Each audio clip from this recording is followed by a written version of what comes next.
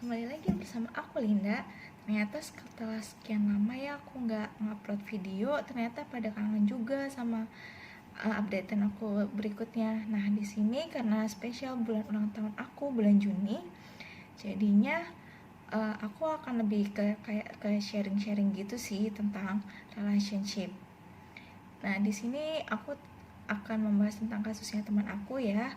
So buat kalian yang penasaran, stay tune ya.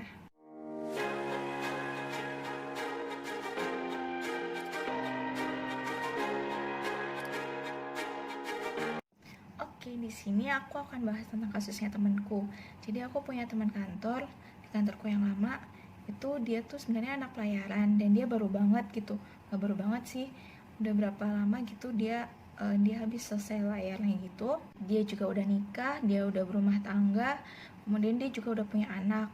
Nah, di salah satu karena posisi corona ini pernikahannya itu ternyata lagi berada di ujung tanduk guys. Itu sungguh sedih banget sih kalau misalnya ketika kita berada di posisi ini.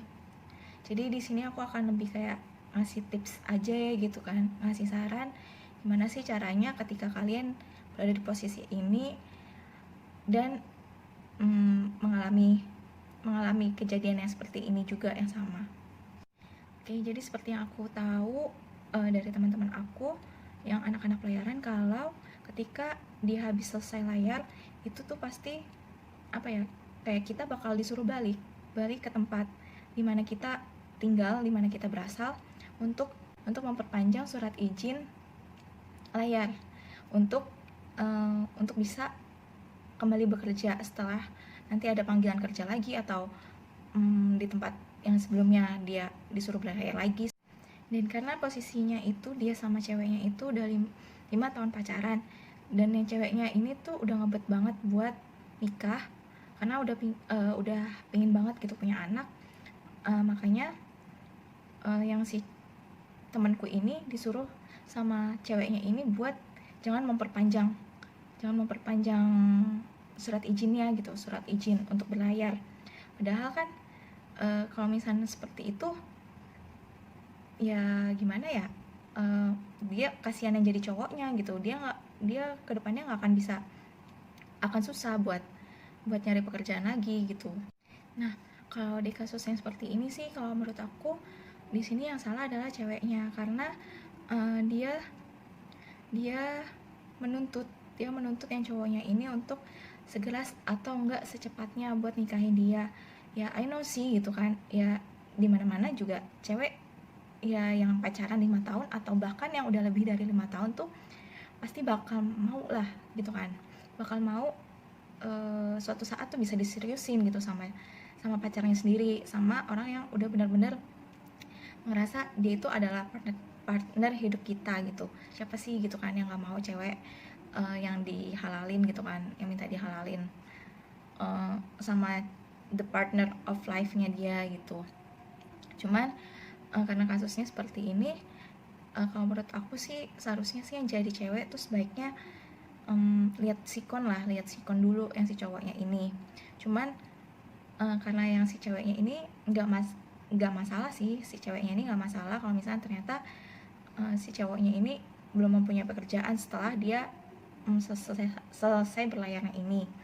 Jadi ya menurut aku it's okay gitu kalau misalnya dianya nggak masalah, orang tuanya juga nggak masalah, itu it's okay. Jadi kan teman aku ini yang cowok menuruti keinginan yang ceweknya ini untuk segera menghalalkan yang si ceweknya ini.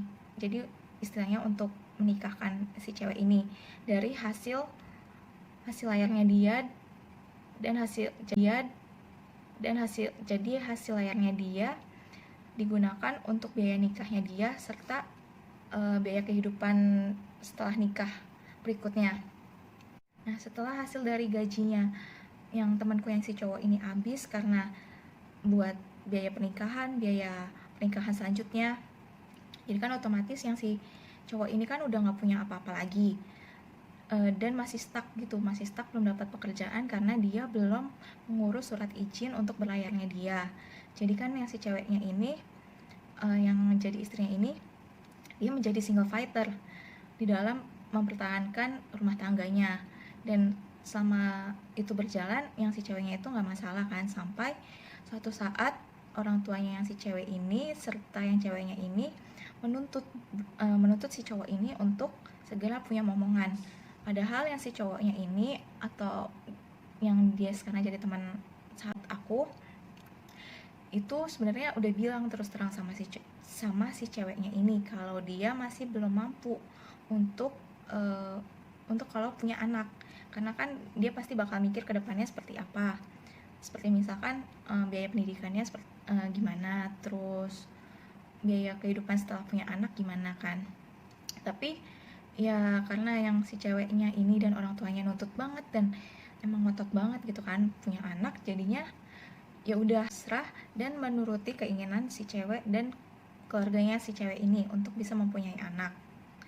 Dan setelah dia dikaruniai anak, dia juga sambil mencari-cari pekerjaan sih yang temanku cowok ini, sampai suatu saat dia keterima di suatu perusahaan yang itu barengan sama aku masuknya.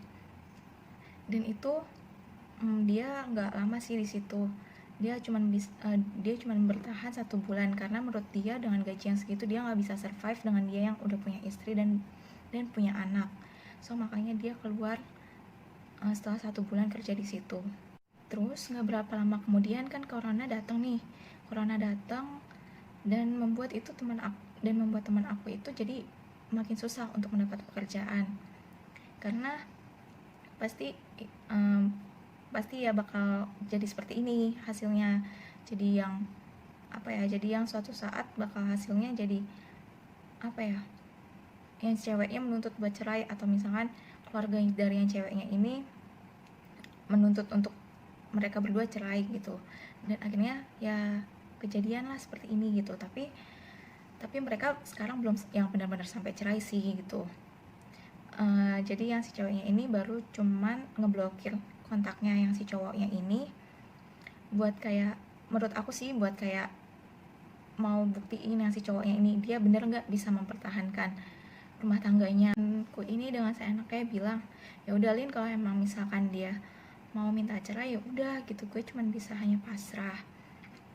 Tapi aku bilang sama dia, lo nggak bisa gitulah, itu rumah tangga lo, itu pernikahan lo harus mempertahankan itu semua, lo harus bisa buka usaha, entah usaha apapun gitu. Kalau perlu gue bantu deh, gue bantu promosiin, gue bantu jualin supaya dagangan lo laku, supaya lo bisa mempertahankan juga rumah tangga lo. Oke, dengan gue kasih motivasi dia seperti itu, dia akhirnya bilang, oke Lin, gue ini juga sambil buka usaha kok, lu bantuin gue ya buat promosiin, buat jualin juga, siapa tahu kan lu lebih cepet lakunya gitu dibanding gue. Oke, gue bantu. Nah, buat kalian yang penasaran aku bisnis apa dengan teman kantor aku ini, bisa ditunggu ya kabar selanjutnya dari aku. Terus gak berapa lama kemudian dia cerita kalau dia tuh sebenarnya awalnya udah gak nyaman lagi sama yang si ceweknya ini. Jadi mereka pacaran 5 tahun, dan aku gak tahu sih mulai di tahun yang keberapa yang si cowoknya ini udah mulai ngerasa gak nyaman lagi sama yang si ceweknya ini. Tapi temenku ini tuh dia nggak terus terang sama yang ceweknya ini kalau misalnya dia udah nggak nyaman lagi sama yang si ceweknya ini. Maka ya wajar dong gitu kan, wajar lah kalau misalkan dia di salah satunya itu nggak ada yang ngeluarin unek-unek udah nggak nyaman lagi atau udah ngerasa nggak cocok, kan otomatis cewek dengan sendirinya pasti bakal akan nuntut yang si cowok ini untuk nikahin dia. Karena ya itu seperti aku bilang tadi, cewek mana sih gitu kan yang gak mau dihalalin sama the partner of life-nya dia. Tapi ternyata malah yang si cowoknya ini gak suka sama dia, udah gak ada perasaan lagi sama dia gitu. Karena hanya efek yang si ceweknya ini udah terlanjur sayang sama yang si cowoknya ini, makanya dia nurutin si ceweknya ini buat nikahin dia. Terus mulai dari situ aku marah sama dia. Lu yang keterlaluan kok kayak gitu, lu nggak bisa kayak gitu. Kalau misalnya lu mau pasrah gitu aja, lu harus ingat lo harus ingat di awal yang salah tuh siapa. Di sini yang salah di awal itu adalah lu yang nggak bisa terus terang sama perasaan lu ke cewek lu. Cewek di mana mana kalau misalkan cowok itu menyatakan perasaannya kalau udah nggak nyaman lagi, dia nggak akan memaksa lu kok buat nikahin dia. Dia pasti bakal akan secepatnya buat cut lu gitu, bakal akan ngertiin lu, bakal ya udah, nggak bakal maksain lu untuk mempertahankan dia. Tapi kalau enggak, ya udah, cewek itu hanya taunya lu suka sama dia, lu adalah partner of life-nya dia. Makanya itu sebabnya ya nggak salah cewek lu nuntut lu seperti itu. Yang salah adalah lu nggak bisa jujur sama perasaan lu ke cewek lu dari awal. Kalau misalkan lu dari awal jujur perasaan lu ke cewek lu, kalau lu udah gak nyaman lagi sama dia, ya mungkin akan jadinya lu nggak akan seperti ini. Mungkin lu bisa layar, lu masih bisa kerja sekarang, atau mungkin lu punya cewek lain gitu, bukan dia. Mungkin kehidupan lu nggak akan seperti ini. Cuma ya karena lu udah terlanjur ngebohongin perasaan lu ke cewek lu sampai lu udah punya anak dari hasil pernikahan kalian berdua, ya udah lu harus bisa mempertahankan itu. Lu nggak bisa yang seenaknya bilang kayak gitu, gue nggak setuju, gue marah sama lu, gue bilang aja kayak gitu. Jadi ya udah, gue bantu usaha lu, gue bantu ngasih inovasi produk makanan apa yang cocok untuk buka usaha. Kemudian kita buka usaha bareng. Gue akan support lu sebagai sahabat gue, sebagai sahabat kantor, di kantor lama gue support lu. Karena gue nggak mau lo nyanyain anak lu. Kasihan anak lu yang bakal jadi korban dari perceraian kalian berdua. Dan kasihan juga anak lu nggak bisa mendapatkan kasih sayang dari kedua orang tuanya secara utuh. Dia pasti suatu saat bakal bingung, dia akan memilih siapa, salah satu di antara kalian. Jadi gue saranin lu harus mempertahankan hubungan lu dulu, kecuali kalau misalnya emang dia mau minta benar-benar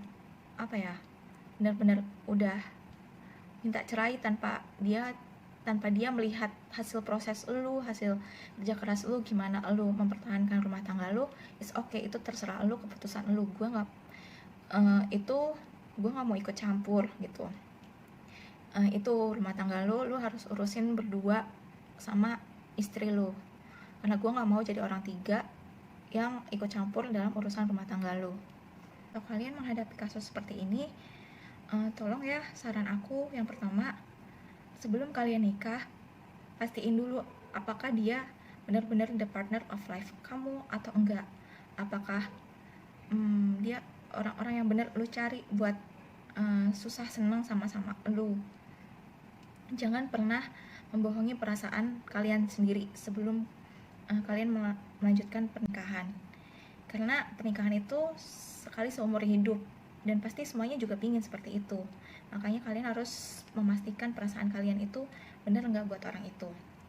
Dan yang kedua, kalau kalian mempunyai pasangan yang pelayaran, beda ya pelayaran sama tentara. Kalau pelayaran itu dia kalau misalnya mau belayar lagi, dia harus mengurus surat izin layarnya. Tapi kalau tentara, dia tidak ada memakai surat izin belayarnya seperti itu. Jadi kalau misalkan kalian mempunyai pasangan yang pelayaran, aku mohon sama kalian para cewek-cewek, apalagi kalau misalnya dia habis selesai layar, tolong jangan meminta dia untuk segera menghalalkan hubungan kalian ke jenjang pernikahan atau ke jenjang yang lebih serius, karena dia tidak mempunyai surat izin berlayarnya atau surat izin berlayarnya mati, maka pasangan kalian yang akan susah untuk menafkahi biaya keluarga kalian nantinya, seperti itu. Jadi please, aku mohon sama kalian para cewek-cewek, jangan pernah menuntut itu ya. Biarin dia fokus untuk masa depannya dia sendiri dulu. Setelah dia mengurus surat izin berlayarnya dia, barulah terserah kalian menuntut pasangan kalian untuk menghalalkan kalian. karena surat izin berlayar itu kan juga mahal ya. Jadi biarin dia mengurus surat izin berlayarnya dia dulu, baru setelah itu menghalalkan pernikahan kalian, seperti itu. Dan biarin dia bisa untuk mendapat pekerjaan lagi gitu. Jangan pernah untuk memaksa dia untuk bisa ke yang lebih tahap selanjutnya, kecuali kalau emang kalian benar-benar dari dalam hati kalian dari awal setelah dia stuck mengurus pekerjaannya, mengurus surat izin berlayarnya dia lagi sampai nanti setelah dia bisa dapat pekerjaan lagi, itu hanya kamulah yang single fighter untuk berjuang demi masa depan rumah tangga kalian masing-masing. Ya itu it's okay, tapi jangan pernah untuk ada kata-kata dari kalian untuk meminta cerai, karena itu adalah keputusan yang kalian pilih di awal juga. Jadi jangan pernah untuk menyalahkan siapapun ketika udah berada di posisi ini ya, gitu. Dan yang ketiga, ya seperti yang aku bilang tadi, kalau misalnya kalian udah terlanjur untuk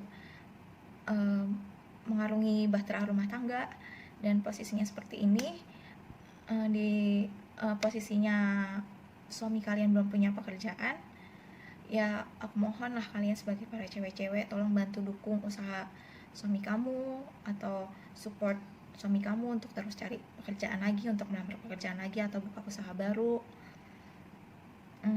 sehingga dia bisa termotivasi untuk membangun usaha di zaman sekarang ini. Karena zaman sekarang ini tuh gak gampang guys di dalam mencari pekerjaan, karena aku pun pernah merasakannya guys. Jadi tolong ya, jangan pernah untuk membuat pasangan kalian down ketika di saat kondisi pasangan kalian lagi terpuruk. Justru kalian harus mensupport itu, seperti itu. Ini di saat pandemi lagi kayak gini, tapi kan ini udah mulai new normal. Jadi ya tetap bantu dukung usaha suami kamu, atau tetap dukung secara mental suami kamu, pasangan kamu. Jangan pernah membuat dia down, seperti itu. Tetaplah fokus untuk mempertahankan hubungan kalian. Jangan pernah ada di dalam perkataan kalian atau pikiran kalian untuk bercerai ya, karena bercerai itu Tuhan tidak menyukainya. Seperti itu teman-teman. Jadi cukup sekian video aku kali ini. Jangan lupa untuk like, comment, dan subscribe ya.